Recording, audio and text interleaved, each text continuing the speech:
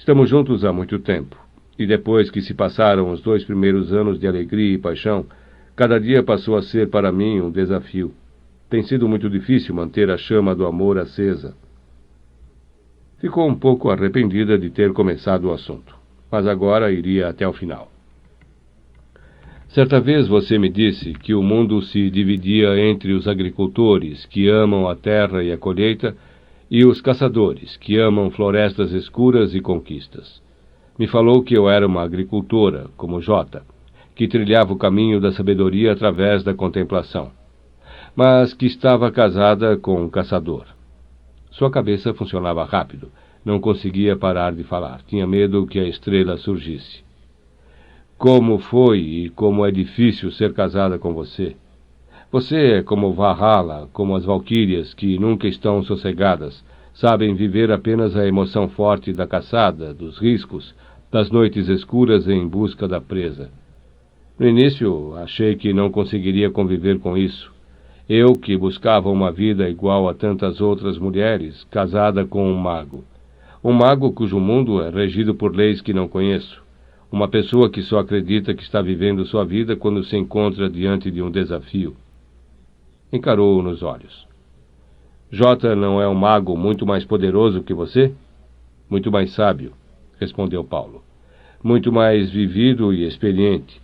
Segue o caminho do agricultor, e neste caminho encontra seu poder. Eu só conseguirei encontrar o meu poder no caminho do caçador. Então, por que o escolheu como discípulo? Paulo riu. Pela mesma razão que você me escolheu como marido, porque somos diferentes. Valhalla, você e todos os seus amigos só pensam na conspiração. Nada mais tem importância, estão fixados nesse negócio de mudanças, de mundos novos que vão surgir. Acredito neste novo mundo, mas, poxa, tem que ser assim? Assim como? Ela pensou um minuto, não sabia exatamente por que dissera aquilo. Com conspirações. Você é que criou o termo. Mas sei que é verdade, e você confirmou. Falei que as portas do paraíso estavam abertas por um tempo para quem quisesse entrar.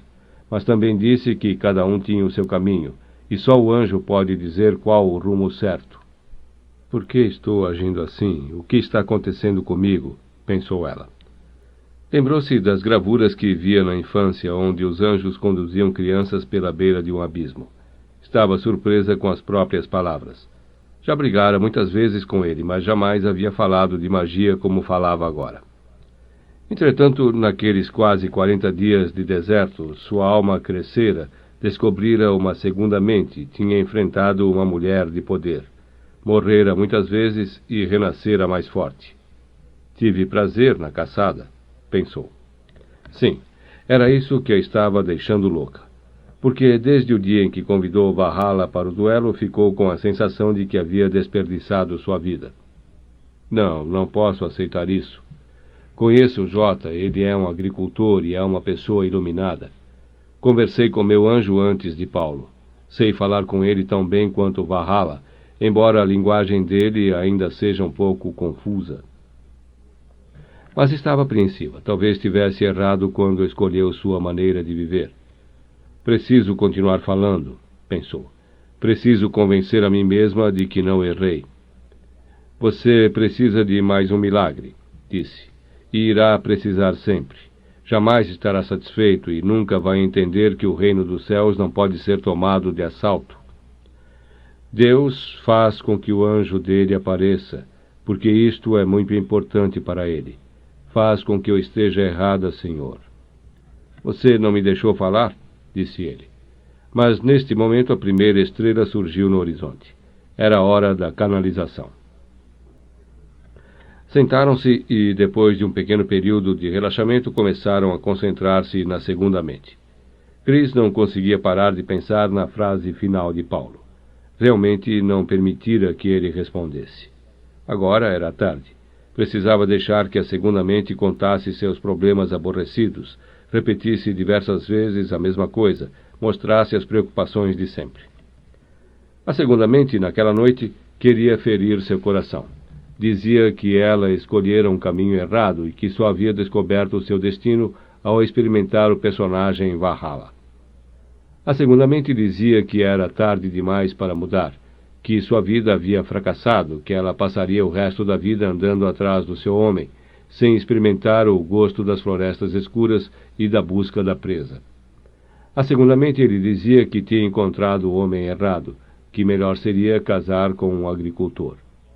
A segunda mente lhe dizia que Paulo tinha outras mulheres, e que eram mulheres caçadoras, que ele encontrava em noites de lua e em secretos rituais mágicos. A segunda mente lhe dizia que devia deixá-lo, para que ele pudesse ser feliz com uma mulher igual a ele. Ela argumentou algumas vezes, disse que não tinha importância saber que existiam outras mulheres, não pretendia largá-lo nunca, porque o amor não tem lógica nem razão. Mas a segunda mente voltava à carga, e ela resolveu parar de discutir, escutar em silêncio, até que a conversa foi morrendo e silenciou. Então, uma espécie de névoa começou a tomar conta de seu pensamento. A canalização começara. Uma indescritível sensação de paz apossou-se dela, como se as asas de seu anjo cobrissem o deserto inteiro, para que nada de mal lhe acontecesse. Quando canalizava, sentia um imenso amor por si mesma e pelo universo. Manteve os olhos abertos para não perder a consciência, mas as catedrais começaram a surgir. Apareciam do meio das brumas imensas igrejas que nunca havia visitado, e que, no entanto, existiam em algum lugar da terra. Nos primeiros dias eram apenas coisas confusas, cantos indígenas misturados com palavras sem sentido. Mas agora seu anjo lhe mostrava catedrais. Aquilo tinha um sentido, embora ainda não pudesse entender qual. Mas estavam apenas começando uma conversa. A cada dia que passava, era capaz de entender melhor o seu anjo. Em breve teriam uma comunicação tão clara como tinha com qualquer pessoa que falava sua língua. Era tudo uma questão de tempo. O despertador de pulso de Paulo tocou. 20 minutos se passaram. A canalização terminava. Ela olhou. Sabia o que ia acontecer agora. Ele continuaria em silêncio e dentro em pouco ficaria triste. O anjo não havia aparecido. Então voltariam para o pequeno motel em Agile e ele sairia para um passeio enquanto ela tentava dormir. Esperou que ele se levantasse e levantou-se também. Só que, em vez de tristeza, havia um brilho estranho em seus olhos. Verei, meu anjo, disse ele. Sei que verei. Fiz a aposta. A aposta você fará com seu anjo, dissera Valhalla. Nunca, em momento algum, havia dito: a aposta você fará com seu anjo quando ele aparecer.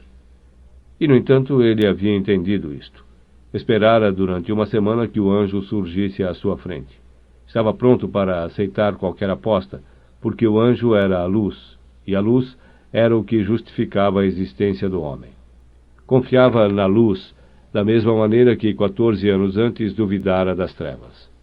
Ao contrário da traiçoeira experiência das trevas, a luz estabelecia suas regras antes, para que quem as aceitasse soubesse que também se comprometia com amor e misericórdia. Havia cumprido 2 condições e quase falhado na terceira, a mais simples. Entretanto, a proteção do anjo não havia faltado, e durante a canalização, como era bom ter aprendido a conversar com anjos. Agora sabia que podia vê-lo, porque a terceira condição estava satisfeita. Rompi um acordo, aceitei um perdão, e hoje fiz uma aposta. Tenho fé e acredito, disse. Acredito que Valhalla sabe o caminho da visão do anjo. Os olhos de Paulo brilhavam. Não haveria caminhadas noturnas nem insônia naquela noite. Ele tinha absoluta certeza de que ia ver seu anjo. Meia hora atrás pedia um milagre, e agora isso não tinha mais importância. Então, aquela noite seria a vez de Chris ficar sem dormir e caminhar pelas ruas desertas de Arjo, implorando a Deus que fizesse um milagre, porque o homem que ela amava precisava ver um anjo. Seu coração estava apertado, mais apertado que nunca. Talvez tivesse preferido um Paulo em dúvida, um Paulo que precisava de um milagre, um Paulo que parecia ter perdido a fé. Se o anjo aparecesse, muito bem. Caso contrário, sempre podia culpar Valhalla por ter ensinado errado. Assim, não passaria por uma das mais amargas lições que Deus ensinou ao homem quando fechou as portas do paraíso. A decepção. Mas não. Tinha agora diante de si um homem que parecia apostar sua vida na certeza de que se podia ver anjos. E sua única garantia era a palavra de uma mulher que andava a cavalo pelo deserto, falando em novos mundos que iam chegar. Talvez Valhalla nunca tivesse visto anjos, ou talvez o que servia para ela não servia para os outros. Paulo dissera isto na praça. Será que ele não escutava suas próprias palavras? O coração de Chris foi ficando cada vez menor enquanto notava os olhos brilhantes do marido. Neste momento, o rosto inteiro dele começou a brilhar. "Luz!" gritou Paulo. "Luz!" Ela virou-se. No horizonte, perto de onde a estrela havia aparecido, 3 luzes brilhavam no céu. "Luz!" ele repetiu mais uma vez. "O anjo!" Chris sentiu uma imensa vontade de ajoelhar-se e agradecer, porque sua prece havia sido ouvida, e Deus enviara seu exército de anjos. Os olhos de Paulo começaram a encher-se de água. O milagre havia acontecido, fizera a aposta certa. Ouviu-se um estrondo do lado esquerdo e outro sobre suas cabeças. Agora eram 5, 6 luzes brilhantes no céu. O deserto estava todo iluminado. Por um momento perdeu a voz. Estava também vendo seu anjo. Os estrondos iam ficando cada vez mais fortes, passando pelo lado direito, lado esquerdo, em cima da cabeça dos dois, trovões enlouquecidos que não vinham de cima, mas de trás, dos lados, e se dirigiam para o lugar onde estavam as luzes. As valquírias, as verdadeiras valquírias, filhas de Wotan, cavalgando pelos céus e carregando os guerreiros. Colocou a mão nos ouvidos com medo. Percebeu que Paulo estava fazendo o mesmo. E seus olhos já não tinham o mesmo brilho de antes. Imensas bolas de fogo nasciam no horizonte do deserto enquanto eles sentiam o chão tremendo a seus pés. Trovões nos céus e na terra. "Vamos embora", disse ela. "Não há perigo", ele respondeu. "Estão longe, muito longe. Aviões de guerra." Mas os caças supersônicos quebravam a barreira do som perto deles num ruído aterrador. Os dois se abraçaram e ficaram durante muito tempo assistindo àquele espetáculo macabro com fascínio e terror. Não conseguiam ver os trovões, mas agora sabiam o que eram, porque havia bolas de fogo no horizonte e aquelas luzes verdes. Agora eram mais de 10, caindo lentamente do céu, iluminando o deserto inteiro, para que ninguém, mas ninguém mesmo, pudesse se esconder. "É apenas um treinamento de guerra", ele tentava tranquilizá-la. "Um exercício da Força Aérea. Existem muitos campos desses nesta região." Mas um dia aquilo seria verdade. E ela imaginou que, nesse dia, também por acaso, como aqui, o destino pudesse colocá-la numa cidade iluminada por aquelas luzes, e as bolas de fogo não estariam no horizonte, mas em cima, embaixo, do lado dela. "Tinha visto no mapa", Paulo repetiu tentando falar o mais alto possível. "Mas preferia acreditar que eram anjos." "São instrumentos de anjos", ela pensou. "Anjos da morte." O brilho amarelo das bombas caindo no horizonte misturava-se às fortíssimas luzes verdes que desciam lentamente de paraquedas, para que tudo embaixo fosse visível e para que os aviões não errassem ao despejar suas cargas mortais. O exercício durou quase meia hora. E assim como haviam chegado, os aviões desapareceram, e o deserto voltou ao silêncio. As derradeiras luzes verdes chegaram ao chão e se apagaram. Agora podiam ver de novo as estrelas no céu, e o chão não tremia mais. Paulo respirou fundo, fechou os olhos e pensou com toda a força. "Ganhei a aposta. Não posso duvidar de que ganhei a aposta."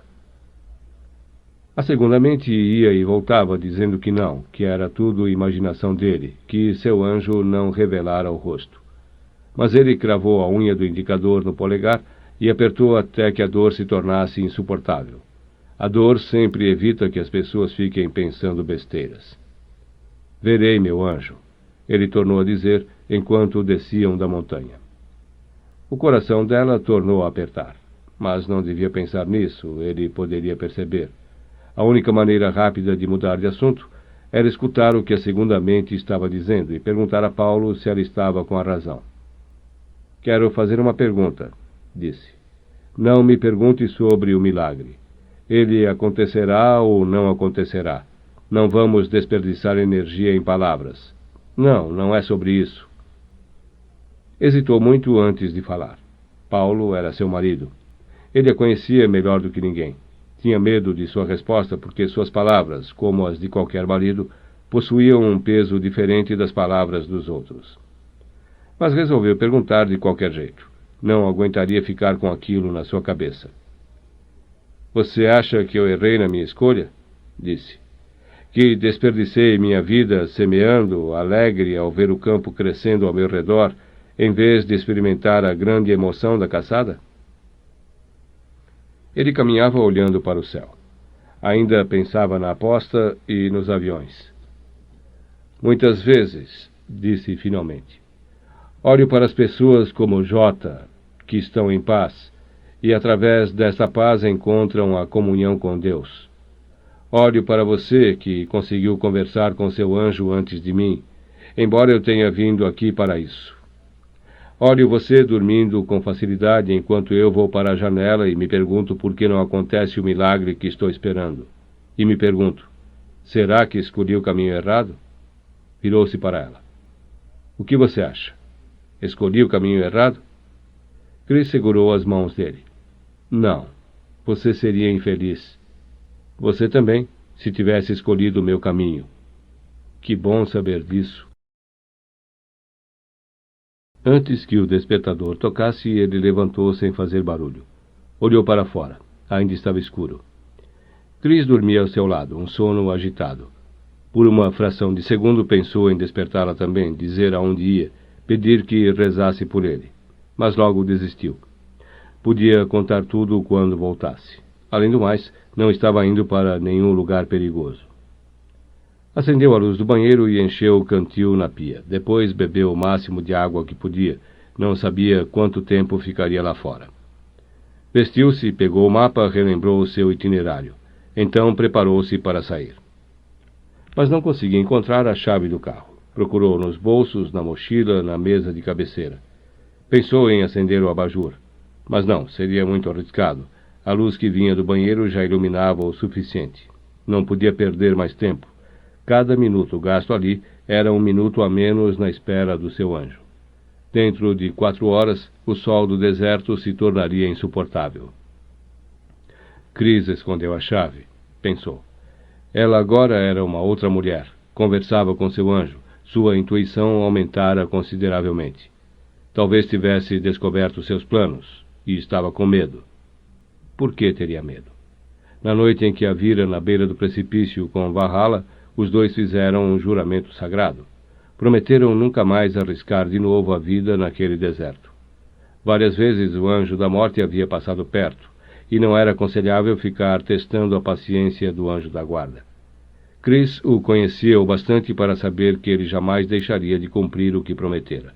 Por isso, estava saindo pouco antes de o sol raiar, para evitar os perigos da noite e os perigos do dia. E, no entanto, ela estava com medo e havia escondido a chave. Dirigiu-se para a cama, decidido a acordá-la. E parou. Sim, havia um motivo. Não era preocupação com sua segurança, com riscos que ele podia correr. Era medo, mas um medo diferente. Medo de que seu marido fosse derrotado. Ela sabia que Paulo tentaria alguma coisa. Faltavam apenas 2 dias para deixarem o deserto. Foi bom tomar esta providência, Chris. Pensava, rindo consigo mesmo. Uma derrota destas demoraria uns 2 anos para ser esquecida, e enquanto isso você teria que me aguentar, passar noites em claro comigo, suportar meu mau humor, sofrer com minha frustração. Seria muito pior do que estes dias que passei sem descobrir como fazer a aposta. Revirou as coisas dela. A chave estava no cinto onde guardava o passaporte e o dinheiro. Então lembrou-se da promessa sobre a segurança. Aquilo tudo podia ter sido um aviso. Aprendera que ninguém saía para o deserto sem deixar pelo menos uma indicação do local onde vai. Mesmo sabendo que logo estaria de volta, mesmo sabendo que o lugar não era afinal tão longe, e, se algo acontecesse com o carro, podia chegar a pé até a estrada, resolveu não arriscar. Afinal de contas, tinha feito um juramento. Colocou o mapa em cima da pia do banheiro e usou o spray do sabão de barba para fazer um círculo em torno de um local, Glorieta Canyon. Aproveitou e escreveu "Não vou errar" no espelho, usando o mesmo spray. Depois calçou o tênis e saiu. Quando ia ligar o carro, descobriu que havia deixado a chave na ignição. Ela deve ter mandado fazer uma cópia, pensou. O que estava imaginando? Que ia deixá-la no meio do deserto? Foi então que lembrou-se do estranho comportamento de Tuk quando esquecera a lanterna no carro. Foi graças à chave que deixou marcado o local onde ia. Seu anjo estava fazendo com que tomasse todos os cuidados possíveis. As ruas de Borrego Springs estavam desertas. Não muito diferentes de durante o dia, pensou consigo mesmo.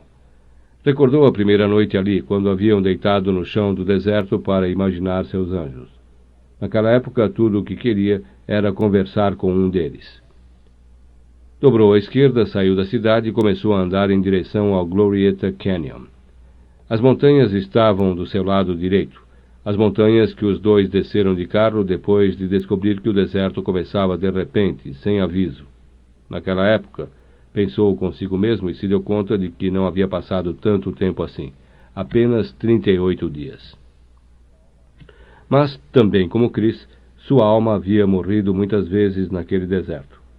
Andou atrás de um segredo que já conhecia, viu o sol se transformar nos olhos da morte, encontrou mulheres que pareciam anjos e demônios ao mesmo tempo. Voltou para uma escuridão que parecia esquecida. Descobriu que, embora falasse tanto de Jesus, jamais aceitara completamente seu perdão. Encontrou também sua mulher, justamente quando acreditava que a tinha perdido para sempre. Porque, e Chris jamais podia saber disso, havia se apaixonado por Valhalla. E foi então que entendeu a diferença entre paixão e amor.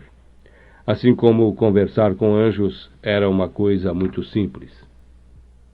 Valhalla era parte da fantasia de seu mundo, a mulher guerreira, caçadora, que conversava com anjos e estava sempre disposta a enfrentar todos os riscos para superar seus próprios limites. Para ela, Paulo era o homem que possuía o anel da tradição da lua, o mago que sabia mistérios ocultos, o aventureiro capaz de largar tudo e ir em busca de anjos. Um sempre teria o outro, enquanto fosse exatamente o que imaginava. Isso era a paixão, criar a imagem de alguém e não avisar. Um dia, porém, quando a convivência revelasse a verdadeira identidade de ambos, descobririam que atrás do mago e da valquíria viviam um homem e uma mulher. Com poderes, talvez, com alguns conhecimentos preciosos, mas não podiam fugir desta realidade, um homem e uma mulher. Com a agonia, o êxtase, a força e a fraqueza de todos os outros seres humanos. E, quando um deles se mostrasse como realmente é, o outro iria afastar-se, porque isto significava destruir o mundo que havia criado. Descobrira o amor na beira de um despenhadeiro, com duas mulheres se entreolhando, e a imensa lua brilhando atrás. O amor era dividir o mundo com o outro. Ele conhecia bem uma daquelas mulheres, com ela dividia seu universo. Viam as mesmas montanhas, as mesmas árvores, embora cada qual as olhasse de maneira diferente. Ela conhecia suas fraquezas, seus momentos de ódio, de desespero, e mesmo assim estava ao seu lado. Dividiam o mesmo universo, embora muitas vezes tivesse a sensação de que tal universo já não tinha mais segredos. Ele descobrira, aquela noite no Vale da Morte, que tal sensação era uma mentira. Parou o carro. Diante dele, um desfiladeiro entrava montanha dentro. Havia escolhido aquele lugar apenas por causa do nome. Afinal de contas, os anjos estão presentes em todos os momentos e em todos os lugares do mundo. Saltou, bebeu um pouco mais de água que trazia sempre em um grande vasilhame na mala do automóvel e colocou o cantil na cintura. Ainda pensava em Valhalla e Chris quando começou a andar para o desfiladeiro. Acho que me apaixonarei muitas outras vezes, falou consigo mesmo.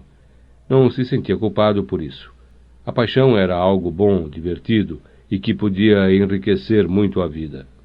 Mas era diferente do amor. E o amor vale qualquer preço, não merecia ser trocado por nada.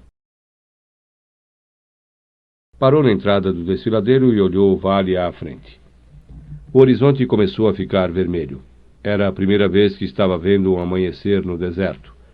Mesmo quando dormiam ao ar livre, sempre acordava com o sol já alto. Que grande espetáculo perdi, pensava. O topo das montanhas ao longe começou a brilhar, e a luz cor-de-rosa ia cobrindo o vale, as pedras, as pequenas plantas que insistiam em viver quase sem água. Ficou algum tempo contemplando a cena. Lembrou-se do livro que acabara de publicar no Brasil, no qual, em determinado momento, o pastor Santiago vai para uma montanha olhar o deserto. Exceto pelo fato de não estar em cima de uma montanha, surpreendia-se da semelhança com o que havia escrito 8 meses antes. Como também só agora estava se dando conta do nome da cidade onde haviam desembarcado nos Estados Unidos. Los Angeles, que em espanhol quer dizer os anjos. Mas não era hora de pensar nos sinais do caminho. Este é teu rosto, meu anjo da guarda, disse em voz alta. Eu te vejo. Estiveste sempre na minha frente e quase nunca te reconheci. Escuto tua voz, cada dia a escuto mais claramente. Sei que existes, porque falam de ti em todos os recantos da terra. Talvez um homem ou uma sociedade inteira pudesse estar errado, mas todas as sociedades e todas as civilizações em todos os lugares do planeta sempre falaram de anjos. Hoje em dia, as crianças, os velhos e os profetas escutam. Mesmo assim, continuarão falando em anjos através dos séculos, porque sempre existirão os profetas, as crianças e os velhos. Uma borboleta azul começou a brincar na sua frente. Era seu anjo respondendo. Rompi um acordo. Aceitei um perdão. A borboleta corria de um lado para o outro. Haviam visto diversas borboletas brancas no deserto. Aquela, porém, era azul. Seu anjo estava contente. E fiz uma aposta. Naquela noite, no alto da montanha, apostei toda a minha fé em Deus, na vida, no meu trabalho, em Jota. Apostei tudo o que tinha. Apostei que quando eu abrisse os olhos, você se mostraria para mim. Coloquei minha vida inteira em um prato da balança. Pedi que você colocasse seu rosto no outro prato. E, quando abri os olhos, tinha diante de mim o deserto. Por alguns instantes achei que havia perdido. Mas então, como me lembro com carinho. Então você falou. Uma pequenina risca de luz apareceu no horizonte. O sol estava nascendo. Lembra-se do que disse? Você disse, olha em volta, eis a minha face. Sou o lugar onde você estiver. Meu manto te cobrirá com os raios de sol de dia e com o brilho das estrelas de noite. Eu ouvi claramente tua voz, e você ainda disse, precises sempre de mim. O seu coração estava alegre. Ia esperar o sol nascer, olhar bastante a face do seu anjo naquela manhã. Depois ia contar para Cris sobre a aposta. E dizer que ver o anjo era ainda mais fácil que conversar com ele. Bastava acreditar que anjos existem, bastava precisar de anjos. E eles se mostravam brilhantes como o raiar da manhã. E ajudavam, cumpriam a tarefa de proteger e guiar, para que cada geração levasse sua presença para a geração seguinte, de modo que jamais fossem esquecidos. Escreve algo, escutou uma voz dizer dentro de sua cabeça. Engraçado. Não estava procurando canalizar, apenas contemplava a face de seu anjo. No entanto, alguma coisa dentro dele exigia que escrevesse algo. Tentou concentrar-se no horizonte e no deserto, mas não conseguiu mais. Foi até o carro, pegou um papel e uma caneta. Tivera algumas experiências de psicografia, mas sem ir muito longe. Jota dissera que aquilo não era para ele e que devia ir em busca do seu verdadeiro dom. Sentou-se no chão do deserto com a caneta entre os dedos e procurou relaxar. Daqui a pouco a caneta começaria a mover-se sozinha, faria alguns riscos, e as palavras começariam a surgir. Para isso, Precisava perder um pouco a consciência, deixar que algo, um espírito ou um anjo, o possuísse. Entregou-se completamente e aceitou ser um instrumento. Mas nada aconteceu. Escreve algo, escutou de novo a voz em sua cabeça. Ficou assustado. Não ia ser incorporado por um espírito. Estava canalizando sem querer, como se seu anjo estivesse ali falando com ele. Não era psicografia. Pegou a caneta de maneira diferente, agora com firmeza. As palavras começaram a surgir nítidas, e ele ia copiando sem tempo de pensar no que escrevia. Por amor de Sião não me calarei, e por amor de Jerusalém não descansarei, até que desponte para ela a justiça, qual astro, e a sua salvação, qual facho ardente. Aquilo nunca havia acontecido antes. Estava escutando uma voz dentro dele ditando as palavras. E chamar-te-ão com um nome novo, pronunciado pela boca do Senhor. E serás brilhante coroa na mão do Senhor, e real diadema na palma do teu Deus. Não serás mais chamada desamparada, nem a tua terra abandonada, mas chamar-te-ão de esta me agrada, e a tua terra desposada. Tentou conversar com a voz. Perguntou a quem dizer isto. Já foi dito, respondeu a voz. Está apenas sendo lembrado. Paulo sentiu um nó na garganta. Era um milagre, ele dava graças ao Senhor. O disco dourado do sol foi aos poucos aparecendo no horizonte. Ele largou o bloco e a caneta, levantou-se e estendeu as mãos em direção à luz. Pediu para que toda aquela energia de esperança, a esperança que um novo dia traz para milhões de pessoas na face da terra, entrasse por seus dedos e repousasse em seu coração. Pediu para acreditar sempre no novo mundo, nos anjos, nas portas abertas do paraíso. Pediu proteção ao seu anjo e à Virgem, para ele, para todos que amava e para seu trabalho. A borboleta veio e, como que obedecendo a um sinal secreto do anjo, pousou em sua mão esquerda. Ele ficou absolutamente imóvel, porque estava na presença de mais um milagre. Seu anjo havia respondido. Sentiu o universo parar naquele momento. O sol, a borboleta, o deserto à sua frente.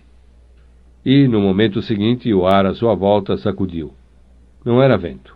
Era uma sacudidela do ar, a mesma que se tem quando um carro ultrapassa um ônibus em alta velocidade. Um arrepio do mais absoluto terror correu por sua espinha.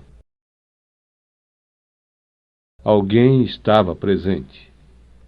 Não olhe para trás, escutou de novo a voz. O coração estava disparado e ele começou a ficar tonto. Sabia que era medo, um medo terrível. Continuava imóvel, as mãos estendidas para frente, a borboleta pousada. Vou desmaiar de pavor, pensou. Não desmaie, disse a voz. Tentava manter o controle, mas suas mãos ficaram frias e começou a tremer. A borboleta voou para longe e ele abaixou os braços. Ajoelhe-se, disse a voz. Ele se ajoelhou. Não conseguia pensar em nada, não tinha para onde fugir. Limpe o chão. Ele fez o que a voz dentro de sua cabeça mandava. Limpou uma pequena área na areia diante dele de modo que ficasse lisa. O coração continuava disparado e ele sentia-se cada vez mais tonto e pensava que podia ter um ataque cardíaco. Olhe o chão. Uma luz imensa, quase tão forte como o sol da manhã, brilhava do seu lado esquerdo. Ele não queria olhar, queria apenas que acabasse rápido tudo aquilo. Numa fração de segundo, recordou a infância, quando lhe contavam das aparições de Nossa Senhora para as crianças. Costumava passar noites em claro, pedindo a Deus que jamais mandasse a Virgem aparecer para ele, porque teria medo, pavor. O mesmo pavor que estava sentindo agora. Olhe o chão, insistiu a voz. Ele olhou para a areia que havia acabado de limpar. E foi então que o braço dourado, brilhante como o sol, apareceu e começou a escrever algo. Eis o meu nome, disse a voz. A tontura do medo continuava. O coração batia cada vez mais rápido. Acredite, escutou a voz dizer. As portas estão abertas por algum tempo. Reuniu todas as forças que ainda tinha. Quero falar, disse em voz alta. O calor do sol parecia restaurar as suas forças. Não escutou nada, nenhuma resposta. Uma hora depois, quando Chris chegou, havia acordado o dono do hotel e exigido que a levasse de carro até lá. Ele continuava olhando o nome escrito no chão. Os dois ficaram vendo Paulo preparar o cimento. Que desperdício de água em pleno deserto, riu Tuck. Chris pediu que ele não brincasse assim. Seu marido ainda estava sob o impacto da visão. Descobri de onde é o trecho, disse Tuck. O profeta Isaías o escreveu. Por que este trecho? Perguntou Chris. Não tenho a menor ideia, mas ficarei atento. Fala de um mundo novo, continuou ela. Talvez seja por isso, respondeu Tuck. Talvez seja por isso. Paulo chamou-os. A argamassa estava pronta. Os três rezaram uma Ave-Maria. Depois Paulo subiu na pedra, colocou o cimento e pôs em cima a imagem de Nossa Senhora que carregava sempre com ele. Pronto, está feito. Talvez os guardas retirem quando passarem por aqui, disse Tuck. Vigiam o deserto como se fosse um campo de flores. Pode ser, respondeu Paulo. Mas o lugar fica marcado. Será para sempre um dos meus lugares sagrados. Não, disse Tuck. Lugares sagrados são lugares individuais. Aqui foi ditado um texto que já existia, que fala de esperança e tinha sido esquecido. Paulo não queria pensar nisso agora. Ainda tinha medo. Aqui a energia da alma do mundo girou, continuou Tuck, e continuará girando sempre. É um lugar de poder. Juntaram o plástico onde Paulo tinha misturado o cimento, colocaram na mala do carro e foram deixar Tuck no velho trailer. Paulo, disse ele ao se despedir, acho bom você saber um velho ditado da tradição. Quando Deus quer enlouquecer alguém, satisfaz todos os seus desejos. Pode ser, respondeu Paulo, mas valeu o risco. Epílogo. Certa tarde, 1 ano e meio depois da aparição do anjo, reparei que minha correspondência trazia uma carta de Los Angeles. Era uma leitora brasileira, Rita de Freitas, me cumprimentando por O Alquimista.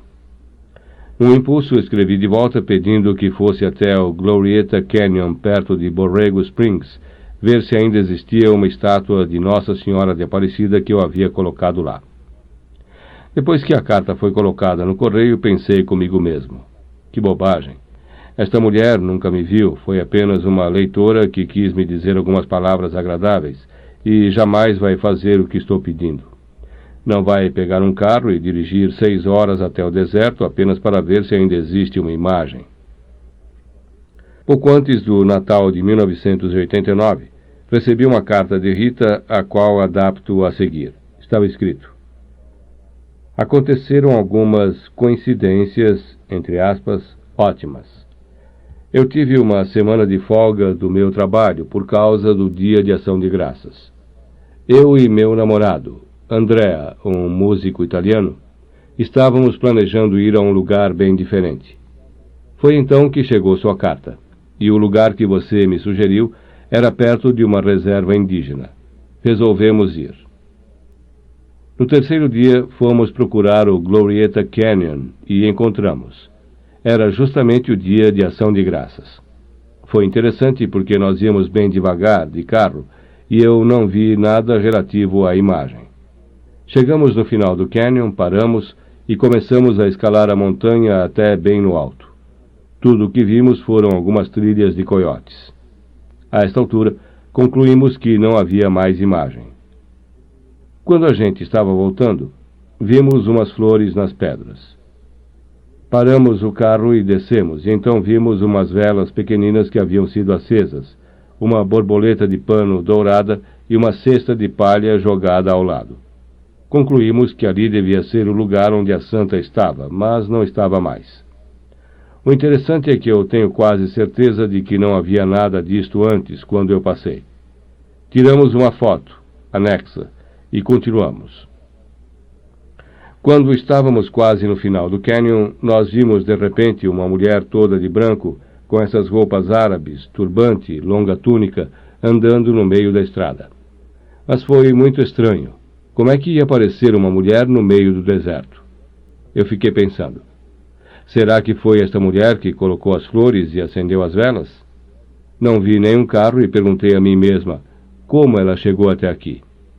Mas eu estava tão surpresa que não consegui conversar com ela. Olhei a foto que Rita enviou. Era exatamente o lugar onde havia colocado a santa. Era o dia de ação de graças, e, eu tenho certeza, por ali caminhavam anjos. Escrevi este livro em fevereiro de 1992, pouco depois do final da Terceira Guerra Mundial, onde os combates foram muito mais sofisticados que os travados com armas convencionais. Segundo a tradição, esta guerra começou nos anos 50 com o bloqueio de Berlim e acabou quando o muro de Berlim caiu por terra. Teve vencedores, o império derrotado foi dividido e acabou exatamente como uma guerra convencional. A única coisa que não aconteceu foi o holocausto nuclear, e isto não acontecerá nunca, porque a obra de Deus é grande demais para ser destruída pelo homem. Agora, segundo a tradição, uma nova guerra vai começar. Uma guerra mais sofisticada ainda, da qual ninguém pode escapar, porque é através de suas batalhas que o crescimento do homem se completará. Veremos os dois exércitos. De um lado, aqueles que ainda acreditam na raça humana, que acreditam nos poderes ocultos do homem, e sabem que nosso próximo passo está no crescimento dos dons individuais. Do outro lado, estarão os que negam o futuro, os que acham que a vida termina na matéria, e, infelizmente, aqueles que, embora tenham fé, acreditam que descobriram o caminho da iluminação e querem obrigar os outros a seguir por ali. Por isso os anjos estão de volta e precisam ser ouvidos, porque só eles podem nos mostrar o caminho, e ninguém mais. Podemos dividir nossas experiências, como procurei dividir a minha neste livro, mas não existem fórmulas para este crescimento. Deus colocou generosamente sua sabedoria e seu amor ao nosso alcance, e é fácil, muito fácil encontrá-los. Basta permitir a canalização, um processo tão simples que eu mesmo custei muito para aceitar e reconhecer. Como os combates serão travados, em sua maioria, no plano astral, serão nossos anjos da guarda que empunharão a espada e o escudo, nos protegendo dos perigos e nos guiando para a vitória. Mas nossa responsabilidade também é imensa. Cabe a nós, neste momento da história, desenvolver os próprios poderes, acreditar que o universo não acaba nas paredes do nosso quarto, aceitar os sinais, seguir os sonhos e o coração. Somos responsáveis por tudo o que acontece neste mundo. Somos os guerreiros da luz. Com a força de nosso amor, de nossa vontade, poderemos mudar o nosso destino e o destino de muita gente. Um dia chegará em que o problema da fome poderá ser resolvido com o milagre da multiplicação dos pães. Um dia chegará em que o amor será aceito por todos os corações, e a mais terrível das experiências humanas, a solidão, que é pior que a fome, será banida da face da terra. Um dia chegará em que os que batem na porta verão ela se abrir. Os que pedem, receberão. Os que choram, serão consolados. Para o planeta Terra, este dia ainda está muito longe. Entretanto, para cada um de nós, este dia pode ser o dia de amanhã. Basta aceitar um simples fato. O amor de Deus e do próximo nos mostra o caminho. Não importam nossos defeitos, nossos perigosos abismos, nosso ódio reprimido, nossos longos momentos de fraqueza e desespero. Se quisermos nos corrigir primeiro para depois partir em busca de nossos sonhos, não chegaremos nunca ao paraíso. Se, entretanto, aceitarmos tudo o que há de errado em nós, e ainda assim achar que merecemos uma vida alegre e feliz, então estaremos abrindo uma imensa janela para o amor entrar. Aos poucos, os defeitos vão desaparecer por si mesmos, porque quem está feliz só consegue olhar o mundo com amor, esta força que regenera tudo que existe no universo. No livro Os Irmãos Karamazov, Dostoiévski nos conta a história do grande inquisidor, que repito agora com minhas palavras. Durante as perseguições religiosas em Sevilha, quando todos que não concordam com a Igreja estão sendo presos e queimados vivos, Cristo volta à terra e se mistura com a multidão. O grande inquisidor nota a presença de Jesus e manda prendê-lo. De noite vai visitar Jesus em sua cela e pergunta por que ele havia resolvido voltar justamente naquele momento. Você está nos atrapalhando, diz o grande inquisidor. Afinal de contas, os seus ideais eram muito bonitos, mas somos nós que estamos conseguindo colocá-los em prática. Argumenta com Jesus, dizendo que, embora a Inquisição fosse ser julgada severamente no futuro, ela era necessária e estava cumprindo seu papel. Não adiantava ficar falando de paz quando o coração do homem vivia em guerra, nem falar de um mundo melhor quando havia tanto ódio e tanta pobreza no coração do homem. Não adiantava sacrificar-se em nome de toda a raça humana, porque o homem ainda sofria seus sentimentos de culpa. Você falou que todos os homens eram iguais, que tinham a luz divina dentro de si, mas se esqueceu que os homens são inseguros e precisam de alguém, precisam da gente para orientá-los. Não atrapalhe nosso trabalho, vá embora, diz o grande inquisidor, fazendo desfilar diante de Jesus uma série de argumentos brilhantes. Quando termina de falar, há um silêncio muito grande na cela da prisão. Então Jesus se aproxima do grande inquisidor e o beija no rosto. Você pode ter razão, diz Jesus, mas meu amor é mais forte.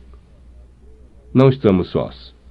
O mundo se transforma e nós somos parte desta transformação.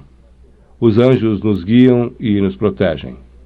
Apesar de todas as injustiças, apesar de coisas que não merecemos acontecerem conosco, apesar de nos sentirmos incapazes de mudar o que está errado na gente e no mundo, apesar de todos os brilhantes argumentos do grande inquisidor, o amor ainda é mais forte e nos ajudará a crescer.